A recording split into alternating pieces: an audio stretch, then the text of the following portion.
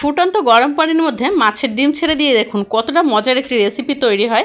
এরকমের যদি আপনারা রান্না করেন তাহলে দেখবেন ঘরের বাচ্চা থেকে বড় সবাই কিন্তু একবারে লুটিপুটে খাবে। আর এটা কিন্তু একেবারে সত্যি একটা কথা, এটা এমন একটা রেসিপি বড় থেকে ছোট সবাই খুবই পছন্দ করবে। এখানে হচ্ছে ফুটন্ত গরম পানির মধ্যে অল্প একটু পরিমাণে হচ্ছে হলুদের গুঁড়া দিয়ে দিয়েছি, দিয়ে একটু পানিটা ফুটিয়ে নিয়েছি। ফুটন্ত পানির মধ্যে দিয়ে দিলাম হচ্ছে মিরর কাপ যে মাছ আছে, অরেঞ্জ কালারের হয়, সে মাছটার যে ডিম থাকে সেই ডিমগুলো দিয়ে একটু নেড়েচেড়ে এরকমের করে একটু শক্ত করে নিচ্ছি যাতে কোনো রকমের গন্ধ না থাকে। মাছের ডিমের গন্ধ কিন্তু সবাই পছন্দ করে না, তো যার কারণে হচ্ছে এভাবে রান্না করলে খুব ভালো লাগবে খেতে। ডিম থেকে পানিটা ঝরিয়ে তার মধ্যে হচ্ছে এখন তেলে দিয়ে দিয়েছি। তেলের মধ্যে দেওয়ার পরে সামান্য পরিমাণে হচ্ছে লবণ অ্যাড করে দিচ্ছি, আর দিয়ে দিচ্ছি হচ্ছে সামান্য পরিমাণে হলুদের গুঁড়া।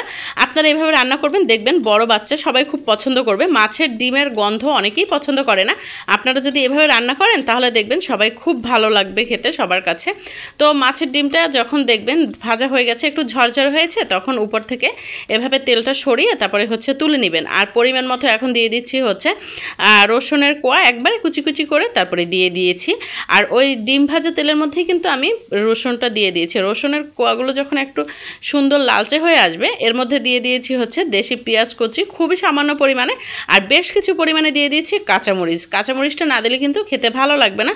পেঁয়াজ, রসুন, কাঁচামরিচ হালকা একটু ভাজার পরে এর মধ্যে হচ্ছে সরিষার তেল দিয়ে দিয়েছি খুবই সামান্য পরিমাণে, দেখেই বুঝতে পারছেন কতটুকু পরিমাণে দিয়েছি। আর দিয়ে দিচ্ছি হচ্ছে হাফ চামচ পরিমাণে জিরা বাটা। আর এটা কিন্তু খুব স্বল্প মশলায় হচ্ছে রান্নাটা কমপ্লিট করব, দেখবেন খুব ভালো লাগবে। এখানে দিয়ে দিচ্ছি হচ্ছে বেশ কিছু পরিমাণে আলু কুচি, আলুটা খোসা ছাড়িয়ে কুচিয়ে নিয়েছি। আর দিয়ে দিচ্ছি হচ্ছে পরিমাণ মতো লবণ, আর দিয়ে দিচ্ছি হচ্ছে হলুদের গুঁড়া। আপনাদের কাছে যদি আমার ভিডিওটি ভালো লেগে থাকে প্লিজ আমার চ্যানেলটি সাবস্ক্রাইব করে দিবেন। ফেসবুক পেজ থেকে দেখে থাকলে পেজটি ফলো দিয়ে সাথেই থাকবেন।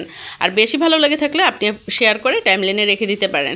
এখন হচ্ছে দিয়ে দিচ্ছি এখানে মিষ্টি আলু শাক। মিষ্টি আলু শাকটা কিন্তু একবারে নরম হয়ে যায়, খেতে খুব ভালো লাগে। তো শাকটা দিয়ে এখন নেড়ে চেড়ে আলুর সাথে মিশিয়ে নিচ্ছি, নিয়ে ঢাকনা দিয়ে 2 থেকে 3 মিনিটের মতো রেখে দিয়েছি। বেশি সময় রাখার দরকার নেই। দেখতে পাচ্ছেন শাকটা কিন্তু একেবারেই কম হয়ে গেছে পরিমাণে। তো এখন আবার একটু নেড়ে চেড়ে নিচ্ছি। আপনারা এভাবে মিষ্টি আলু শাক রান্না করবেন, দেখবেন খুব ভালো লাগবে। আর মাছের ডিম দিয়ে তো অসাধারণ। অনেকে হচ্ছে মাছের ডিমটা দিয়ে তারপরে হচ্ছে তার মধ্যে শাক দিয়ে দেয়, সেটা খেতে ভালো লাগে না। এরকমের শাকটা ভাজি করার পরে যদি মাছের ডিমটা উপরে দেওয়া যায় অসাধারণ একটা ফ্লেভার আসে আর খেতে খুব ভালো লাগে। তো এখন হচ্ছে ডিমগুলো দিয়ে দিলাম, ভেজে রাখা যে ডিম ছিল সেই ডিমটা দিয়ে আবার নেড়েচেড়ে সুন্দর করে মিশিয়ে নিচ্ছি। আর এভাবে অনেকেই হচ্ছে জানে না যে মাছের ডিম দিয়ে কিন্তু শাকভাজি করা যায়। একেবারে আনকমন একটা রেসিপি, আশা করছি আপনাদের কাছে অনেক ভালো লেগেছে। আর এখন হচ্ছে ঢাকনা দিয়ে ঢেকে রেখেছি। 5 মিনিট পরে হচ্ছে তুলে পরিবেশনের জন্য নিয়ে যাচ্ছি। ভিডিওটি ভালো লাগলে প্লিজ শেয়ার করে টাইমলাইনে রেখে দিতে পারবেন, সুন্দর একটা কমেন্টস করবেন। আল্লাহ হাফেজ।